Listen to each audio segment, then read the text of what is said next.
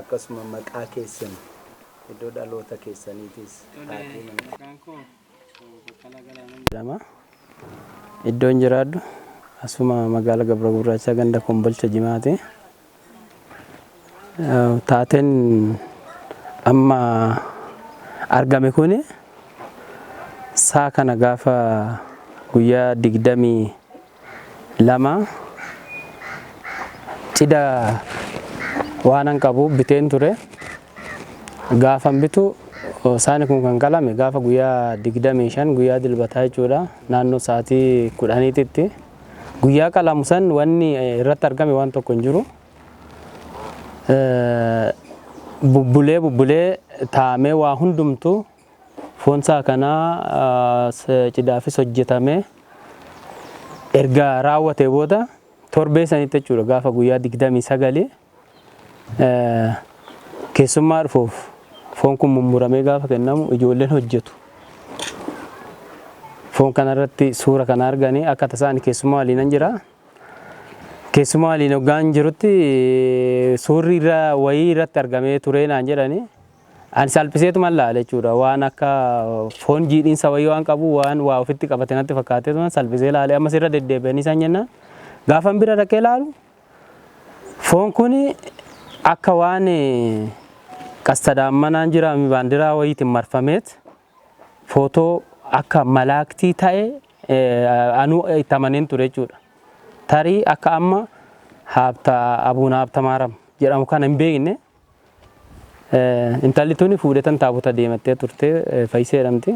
Fuudhitoo deemitoo waasaa adda baasee dheeniin ture jechuudha. Sanirraa ka'ee amma namatti agarsiisnee dinqii akka inni ta'e gubbaa isaati irratti jechuudha. Odoo akka tasaa garaa keessa ta'e akka waawwaa liqimsee yookiin immoo eenyu ta'eetitti ilaalamaa foon irratti jechuudha. Wanni kun kan uumame bakka liqimsuu hin dandeenye foon irratti gubbeessaa wanniidhaan uwwifamee quggiisa inni kanaan uwwifamee akka mastaawwatii sanitti guggifamee jechuudha kan jiru. Sanirraa kaa'amee akka simbira dhufamu ta'ee ture. Kanaaf wanni kun dinqii ta'uusaa uumamni Rabbi waa hin hojjetu baay'ee kan nu dinqee fi gara keessa finnee tooyi guyyaarraa kana sagantaa sanirratti akka ifu kan goone kanarraa kaanetti የማንን ይመስላል የምትሉኝ ከሆነ የጻድቁ አባታችን የአቡነ ሀብተ ማርያምን ስዕለ አድኅኖ ይመስላል። በውስጡ ጽሑፍ አለው። እንደገና ደግሞ ባንዲራም አለው በውስጡ ማለት ነው። ስለዚህ ይህ ነገር እንዴት ሊከሰት ቻለ? ሰው እንግዲህ ሃይማኖቱን የሚገልጥበት፣ እግዚአብሔር የሚያስተምርበት፣ እግዚአብሔር የሚመክርበት፣ እግዚአብሔር ሰዎችን የሚያስረዳበት ብዙ መንገድ አለና አንድ አባታችን እዚሁ ስላሉ ምስክርነታቸውን እዚህ ቀርበው አንዴ ቢሰጡ የሚል ሀሳብ በኪያ መሳኒ ኩን ዱፌ ገብርኤል ይተችጅራ ገብርኤልን ሙከምተች ተዳበደና ያ ዋንቲን ነገይጅራ ዋንቲን ነገይጅራ ችት ገብርኤል ተችማቱ ቀረ ኩራራት ዳበተ ሀራችት ወይጅራቹ ሰና አከሚት ገብርኤልን ይሳልፈ ተችት ዳበተ ገንጀር ዋንን ነገይቶ ኩጅራ ኢሳንን ሲወል ቀበታ ከንጅሩ ተኩትነት ሙላቻ ጅራ ኩንስ ቀረ ኩራት ያርገመ ሱንስ ቀረ ኩራት ያርገመ ዳበተ ማልን ከንጅሩ ተኩ ዋና መተገርሲሱ ጅራ ናኖ ከነት ኩን አርገሙን ኩን tokko waan gaariidha. Tamantaa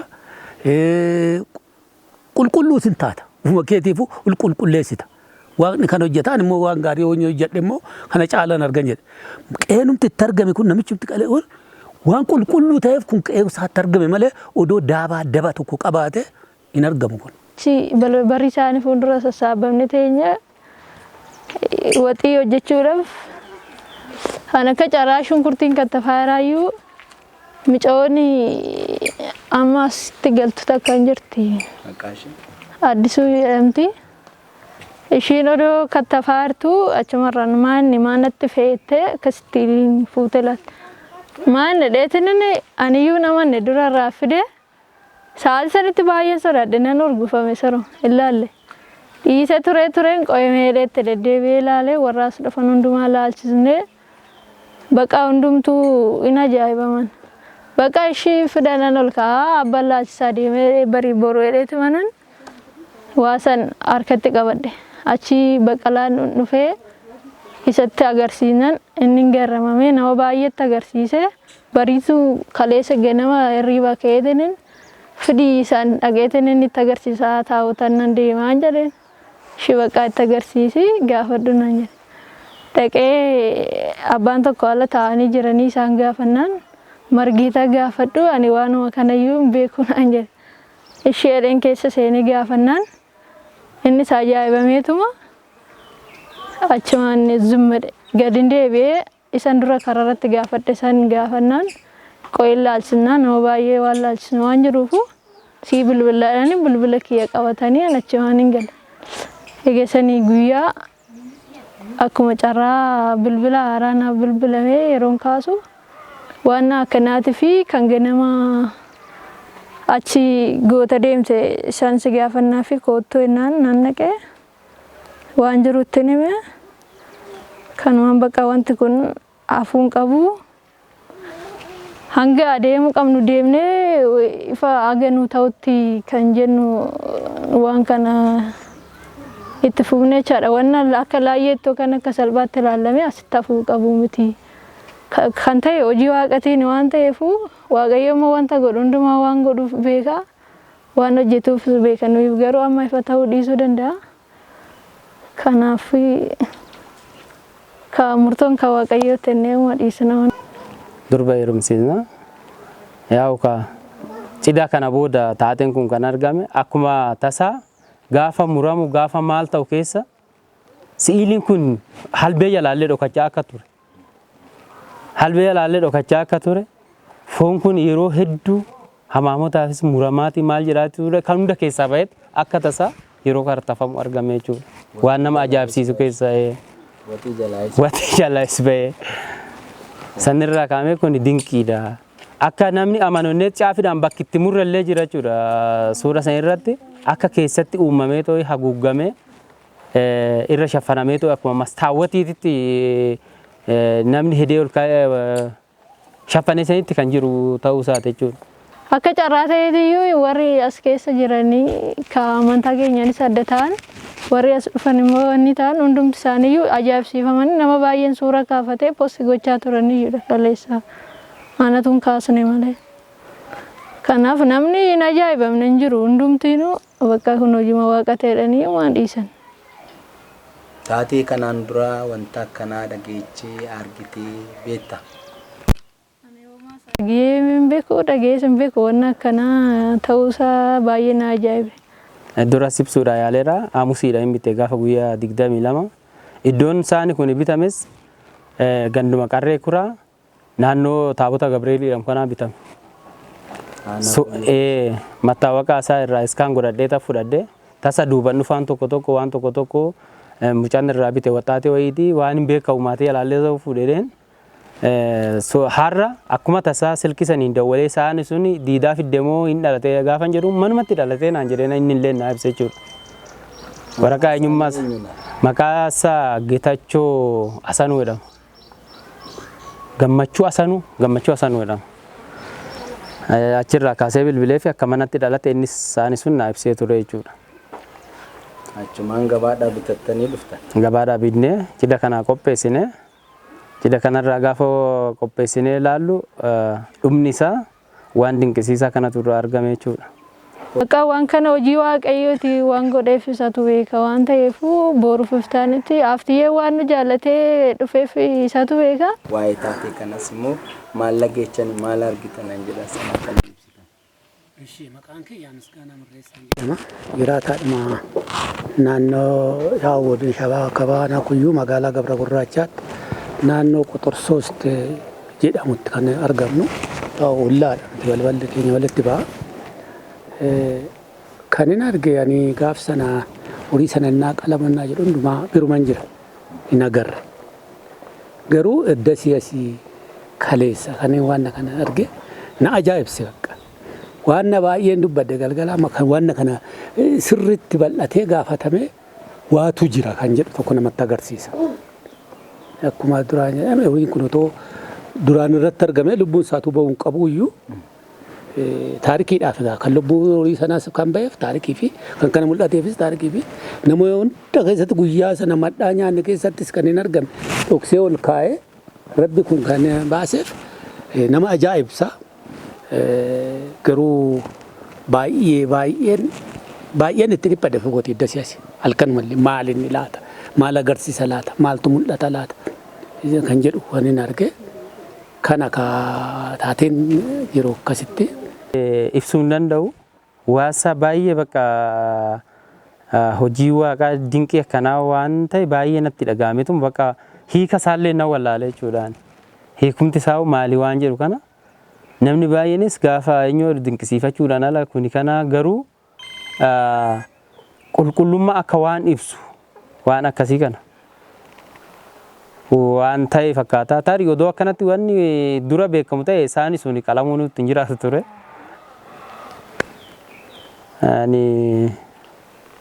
Jechi koo kanuma asirratti gabaabaadha waanan jedhu waanan kana jedhee waanan ibsu naan gata jechuudha. Kanaafuu fixeera asitti gaafurtama gaheera dan biyya kana dhufe asuman jiraadhe asumattan olee biyyi koo asuma jechuun nan danda'a.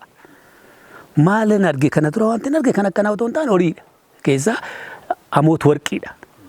Anumti fi kootii sargiin qaba bara 2009 sargiin qaba qotiyyoo lama bite.